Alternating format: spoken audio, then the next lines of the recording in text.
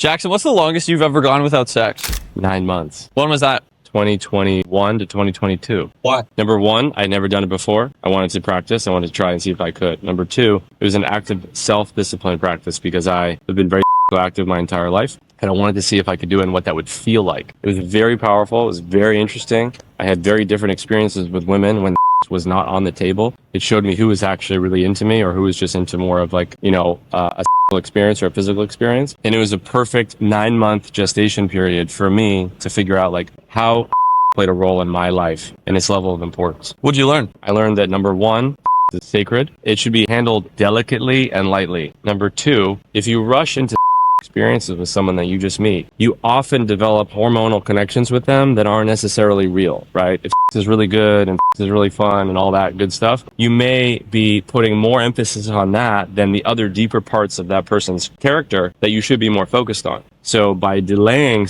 gratification and delaying when you are meeting someone who you're actually serious about, it can be very impactful to developing a much stronger and deeper connection with them. And what I've noticed is that women that I'm really serious about dating as a partner potential, I have elongated the period of time before we have.